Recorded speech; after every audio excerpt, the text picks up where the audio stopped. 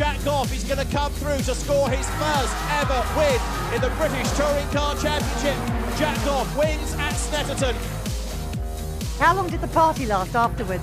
Not for very long, to be honest. I had to get in my car and drive home, so didn't even have my girlfriend in the car, so she was in her own car and I was in my car, so I sat in silence pretty much the whole way home until I got to the service station. I could actually talk to somebody about it, so it was good, but you know, it sinks in, then you have to forget about that one and get on with the next one. You actually seemed quite sort of quiet when you first got out of the car, a little bit shell-shocked in a way. I was expecting you to leap out whooping and hollering, but it seemed like you were not quite able to take it all in at the time. Yeah, that, and also we've got a massive gang of people that do that for me, so got a massive crowd of people that come along and support me, and they were going absolutely nuts. Well, I know that now, having watched the video back, but they went nuts in the garage, so it's nice to have their support. But yeah, I sort of took it in, and it took a little while for it to sink in. You know, the first one, it's a bit special, so I sat there and then it hit me on the way home probably. What were your thoughts on the way that you took this victory? It was a very controlled drive, well, most of it was a controlled drive anyway.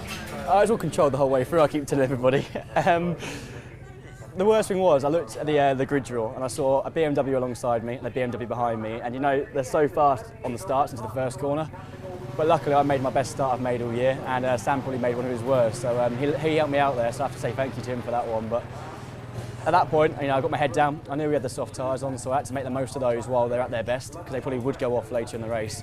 But I was hoping that Andy could hold off JP for a little bit longer. Start of the second lap, I saw him in my mirrors and I thought, of all the people I want behind me right now for my first win is JP. But I got my head down and managed to control the gap and look after the tyres, and you know, I held on to almost the last corner until we had our moment, and then my heart started to race a bit to the finish line. It's taken you 75 races to get your first Btcc win. Yeah. But is that longer than you expected, shorter than you expected, or about what you expected? Because this is not an easy championship to get victories in, is it? It's not. You know, I would like it to come earlier, but you have to look at the grid, and you know, there's like 8 champions from British touring cars on the grid. You've got Andy Prio, who's 3 times world touring car champion. So the people you're racing against out there, they're no slouches and they're not stupid. So they've got every trick in the book to go out there and try and beat you. So I'm happy it's come now, but yeah, I'd like it to come a bit sooner. It's the first win for MG this season. Does that now give you bragging rights over your illustrious championship-winning teammate Andrew Jordan? He's still got a championship in the bag, hasn't he? So this is a bit bigger than mine. But it's nice to get the first one for the team. But to be fair, me and Andy both want to win more. We want to win every single race we go into. We know that's not possible, but you know, we want to be out there competing for wins in every single race. So we won't be happy until we're 1-2. So now you've got that monkey off your back. I guess the aim is wins in the first and second races, yeah? Yeah, definitely. Obviously at Knockville this weekend, I don't know if we'll manage to get it in the first few races, because certainly the BMW is probably the car to be in around Knockhill. It's a rear-wheel drive circuit, so I'd expect them to probably go out there and get the win, certainly in the first race, probably in the second race, but who knows? Reverse grid draw, I'll put my elbows out and hopefully better hold everybody off. The MG's not been great round here, but hopefully we can turn that around this weekend. It seems like you've made a step forward in terms of the understanding and the handling of it. Would that be fair to say?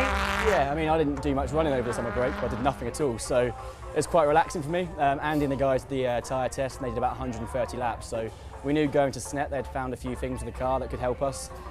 And I just took the reward for that, really. You know, thanks Andy for doing all the hard work, and I'll get the reverse grid draw and go away and get the win, so thank you very much.